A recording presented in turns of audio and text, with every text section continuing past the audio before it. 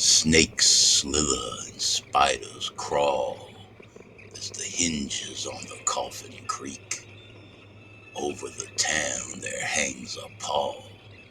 The future for them now seems bleak. A vampire has arrived with a strong bloodthirst, confirmed when the fourth victim was found. The coroner knew from the very first.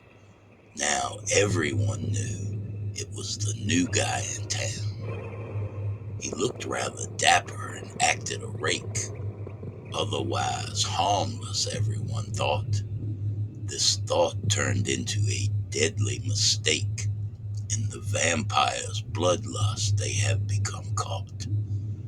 Garlic and crosses first kept him at bay, but they couldn't resist his hypnotic stare. Mesmerized, they could not stay away, each victim now summoned to the vampire's lair. There was one man left, not yet caught in its spell, the last of the town's only hope of defense. The last hope for survival on one man fell.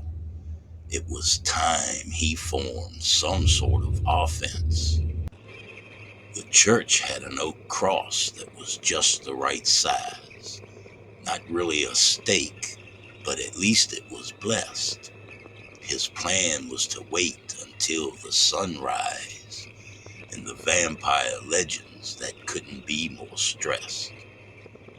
Then he saw a good friend going inside, but he knew he himself couldn't go in. He couldn't save anyone if he himself died.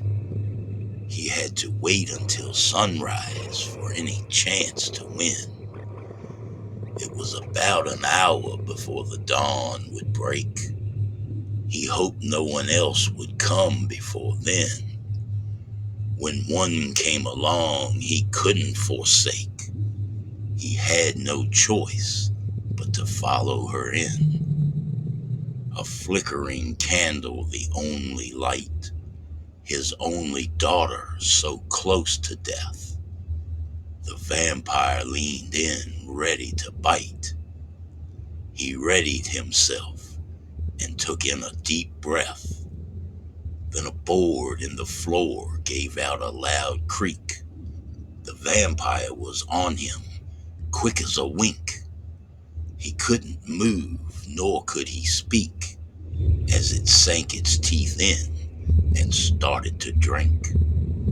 Seeing her father being drained of his blood broke his daughter from the vampire's trance.